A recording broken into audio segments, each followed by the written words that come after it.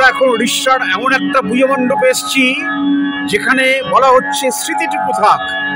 আপনারা শুনতে পাচ্ছেন রেডিওর অনুষ্ঠান শুরু হওয়ার সময় যে সিগনেচার টিউনটা বাজে, সেই সিগনেচার টিউনটা শুনতে পাচ্ছেন, যেটা আমরা এখন শুনিই না প্রায়, যদিও রেডিওতে হয়। এই দেখুন STD ISD booth. STD ISD booth একসময় খুব রমরমা ছিল, এখন উঠে গেছে।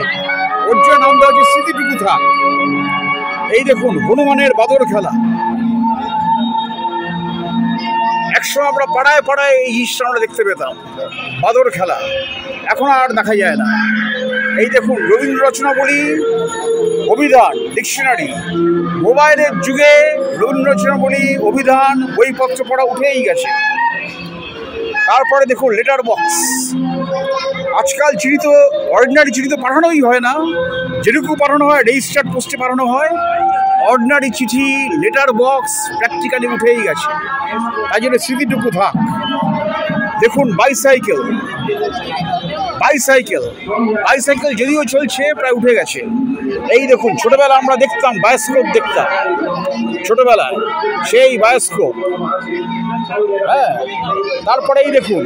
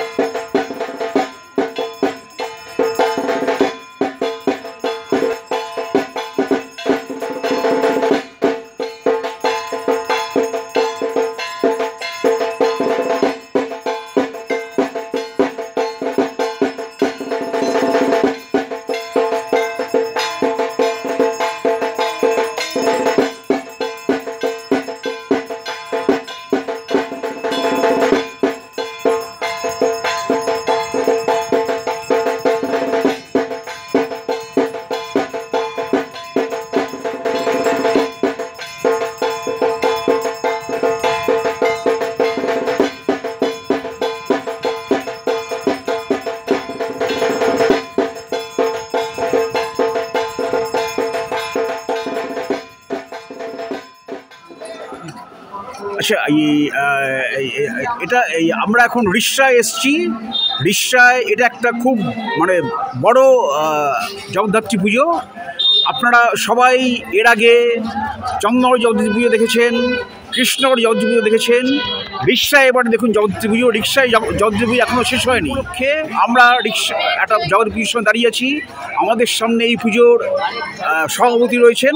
আপনি আপনার নামটা বলুন আর আপনাদের ক্লাবের নামটা বলুন। আমি সূর্যশ্রী থেকে বলছি। আমি কৃষ্ণচন্দ্র রায়।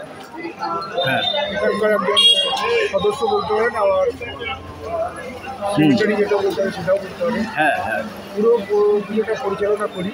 হ্যাঁ, আর এটা আমাদের 65 বছরের আমাদের মা পদার্পণ করবে। এটা বহু পুরনো পুজো। আর আমাদের এখানে মেন বৈশিষ্ট্য হচ্ছে যে আমরা লাইটের উপরে জোর দিয়ে থাকি। আচ্ছা, কারণ বিছড়ার বুকে এরকম লাইট সচরাচর দেখতে পাওয়া যায় না। এটা আমাদের প্রথম থেকে লাইটের উপরে আমরা জোর দেওয়ার ফলে আমাদের এই লাইটের উপরেই পুরো নির্ভর করে থাকি। অদ্ভুত সুন্দর আলোকসজ্জা হয়েছে।